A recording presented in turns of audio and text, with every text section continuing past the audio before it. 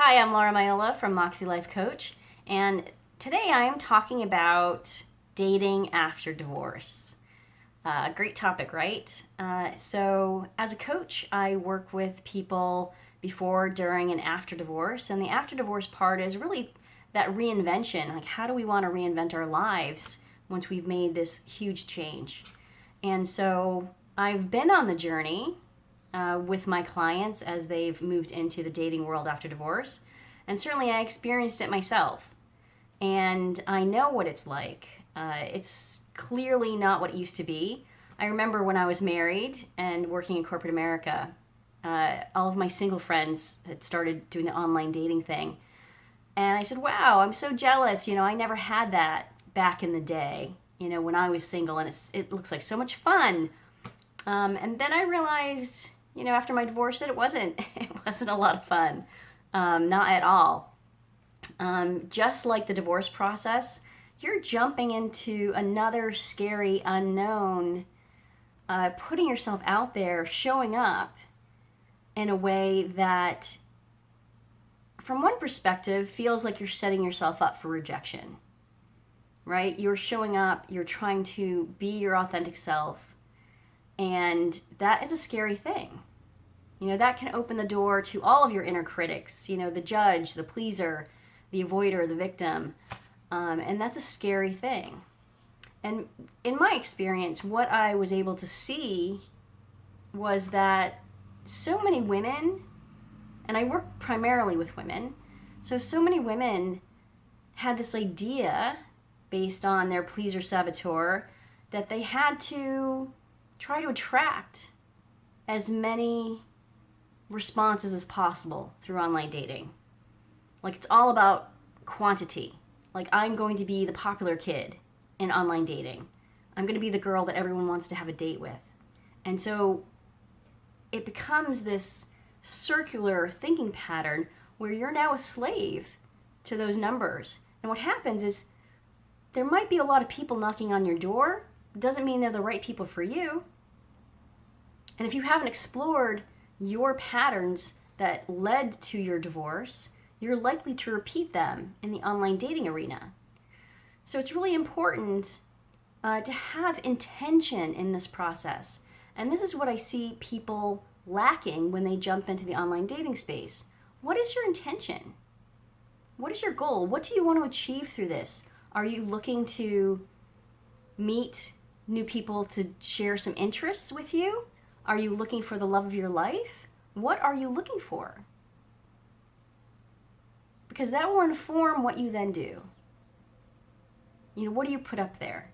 Again, I've seen too many women put up their sexy pictures, and yeah, people are going to come knocking on the door, but it's not going to be the people that will share your values, which is the key to a successful relationship. Right? So on one hand, people are motivated by this, I'm going to do this scary thing.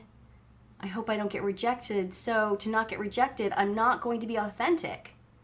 I'm going to create a picture of what I think people want so that I'm not rejected. But then that means you're meeting people and you're not really being you. And that's just a waste of time. It's a total waste of time. So it's really important in this process to have intention. What do you want from this process? What do you want to create from this? Who do you want to be in this process? If you want to be authentic, it definitely helps you attract someone who wants that authenticity, regardless of, you might not have that many people knocking on your door, but they will be closer to what you want than otherwise. You have to put your values out there so that people can resonate with that and say, I share that value too. That's important to me too. Yes, I share those interests with you. Right? It's really important to have intention, to be authentic, to make values-based decisions, and also check your assumptions at the door. Assumptions are saboteurs. Identify your self-limiting beliefs around this, around yourself. Don't bring them here. Don't bring them into the online dating space. It won't serve you to do that.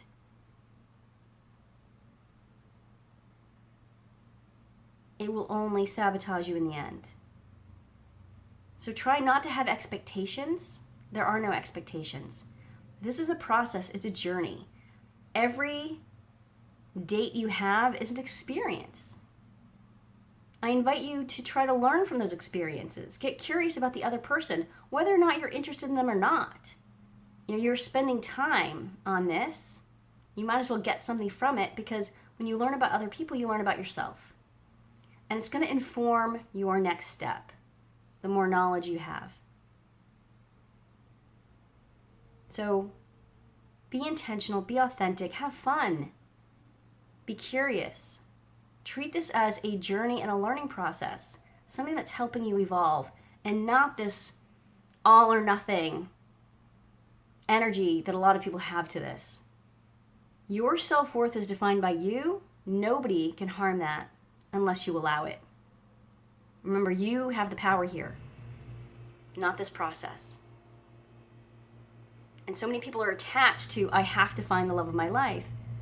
Well, you don't know when that's coming to you. You have to love yourself first so that people see that and come to you. That's where it starts. And again, I know, I spent a lot of time in online dating. And I learned a lot from it. I learned a lot about who I was. And in the end, the last profile I had was about what I value, what's important to me, who I choose to be in my life, and what I want from the other person. I want someone who shares my values. I want someone who shares my interests, but I also want someone who's going to treat me with respect and treat me like I'm unique and valuable, because that's what everybody wants. And I was able to attract the love of my life by being authentic to me, by showing how much I valued me. No one's not going to value me. I don't allow it. So good luck on your dating journey, if that's where you are. It can be a bit of a roller coaster, but again, you define your worth, not anybody else, and not this process. Not this process. Don't get sucked into that.